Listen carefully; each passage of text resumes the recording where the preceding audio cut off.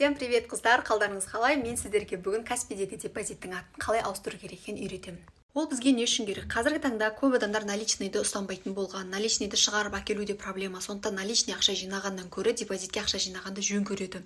Депозитке аттары егер барлығын депозит 1, депозит 2 деп тұрса, кішкене мотивация жоғалып кетуі мүмкін. Сондықтан каждый раз не нәрсеге ақша жинап отырғанды ұмытпас үшін депозиттің аттарын да ауыстырып қоюға болады. Мысалы, менде соңғы шатаспасам 2 жылдан астам 3 жылға жуық уақыт болды для себя любимый деген депозит ашып қойғам. Яғни әр түскен табысымның 10%-ын сол жерге аударып отырамын.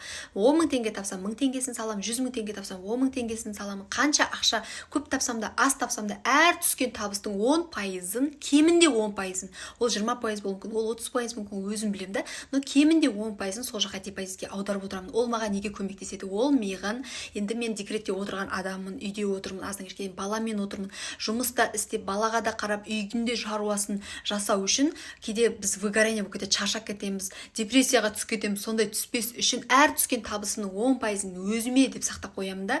Кез келген уақытта ол сума бір қомақты бір сума жиналған кезде, кез келген уақытта ойланбастан өзіме қалаған затымды ала аламын.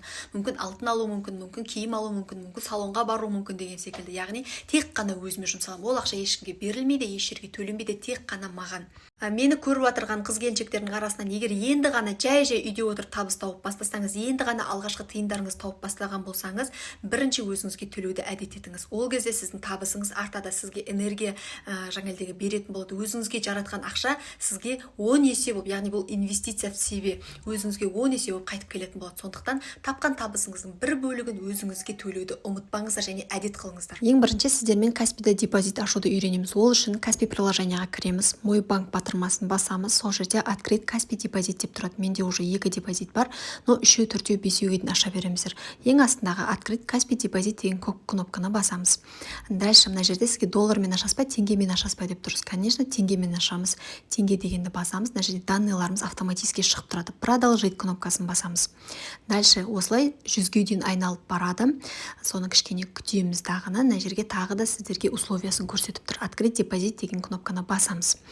Одан кейін сіздің Каспиің жаңа тіркелген номеріңізге SMS барады. Кодты тереміз, и сізде Каспи депозит ашылады. Енді ашылған депозитке кіреміз. Инфо деген кнопканы басамыз. Осы жерден условия Каспи депозит деген кнопка тұр, мінекей 4-ші, соны басамыз. И оң жақ бұрышында жоғары жақта қаламның белгісі тұр, соның үстінен басамыз. Сол жерде сізде қандай ат шығып тұр, соны ауыстырып қалаған арманыңызды жазып, соған ақша жинасаңыздар болады.